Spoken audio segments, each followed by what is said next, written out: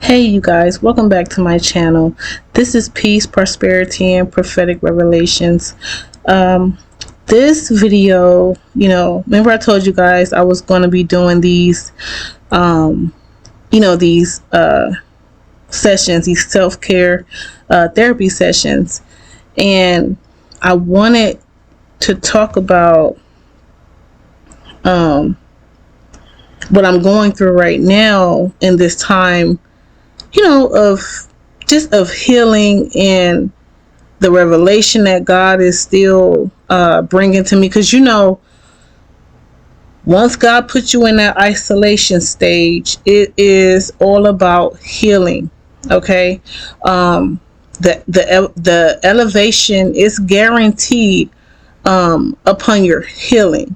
So we have to remember that. So in this particular situation, the Lord, I made a previous video about it, and basically, in the video I was speaking about how a situation happened with my father and my sister, and because of it, they stopped speaking. Now, before I go on into the issue, I'm gonna give just a really quick backstory on that. So when my sister was born, I believe I'm about 4 or 5 years older than her, I'm not sure, but when she was born, my dad's sister, he noticed the way that my dad kind of just pushed me to the side and didn't really pay attention to me like that. And he was just so mesmerized and in love with my sister, and he gave only her all of that fatherly attention and that admiration and just love, only to her. And he stopped. I mean, I'm not completely saying that my father was not there for me. I'm just saying he kind of, the attention for me kind of shifted.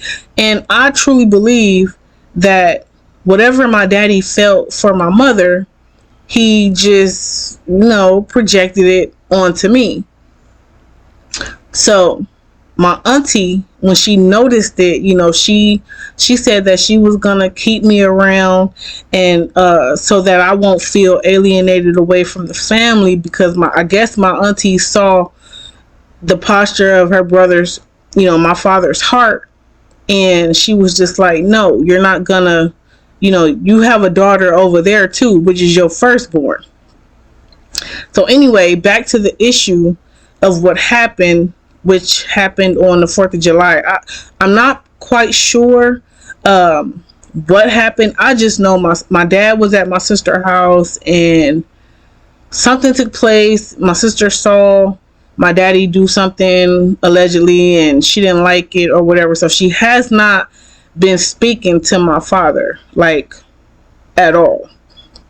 She wasn't answering the texts and the phone calls, and mind you, my father is still texting her, even though she won't respond. He is still sending out happy birthday messages to her and to her son and all of this. Now, me and my father, over a certain amount of years, we have grown closer, because we kind of fell apart because of the lack of attention and no communication, and I just didn't feel loved by my father, and so we fell apart. But I always wanted, there was a time that my dad was in my life, like, I don't know where things kind of fell apart, but he was there. And I'm not sure, man, I was crying all last night talking to the father about it, because I cannot, it's upsetting. I didn't even see this coming. I thought I was okay. You know, I've been in isolation. I've been working on a lot of things with the Father, but I didn't see this coming. Like, but my father, he was there for me. And y'all, please forgive me for speaking discursively. I'm still processing. I'm still processing like all of this. And so my father was there for me. I remember him being around me. I remember, but something over the years, something just like, he just stopped speak. I don't know if it's something that my mother did. I don't know, because I remember a case where my mom started looking towards child support with him, and mind you, they still married.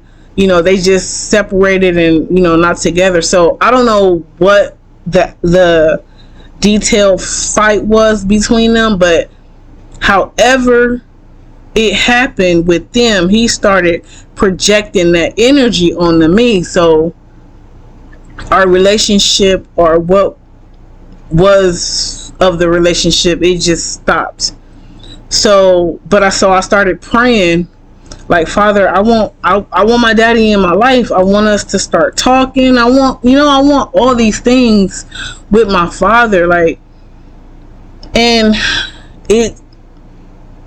I just kept praying that. I can't remember how long, but all of a sudden my daddy, you know, after some years passed, he started asking me, he asked me for my number, and we started speaking. So fast forward,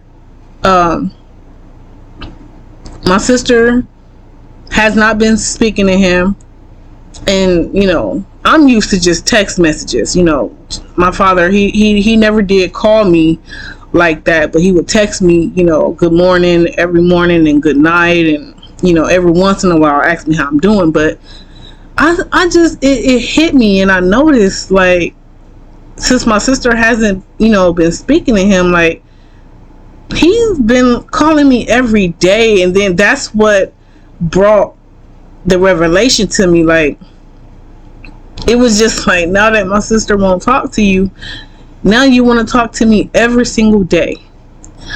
And y'all, that has been bugging me. And I have been crying. I have been angry. I have been going through all these different emotions with this, because I don't want to, and people, you know, I'm not going to call her my girlfriend. I'm going to just, you know, this girl I know, she said, you know, you need to sit down with your father and, you know, talk about it, how you going to heal without talking to the father. And I'm like, I have healed from a lot of things that people never apologize from. I don't need my father in my presence, especially if he's not willing to acknowledge what he did, apologize, and we work through it. I don't like rejection, so I do everything with the father. If the father puts it on my father's heart, you know, at some point, to reveal to him or convict him of the things that he's done in the past, then, you know, then that's what we'll deal with. But,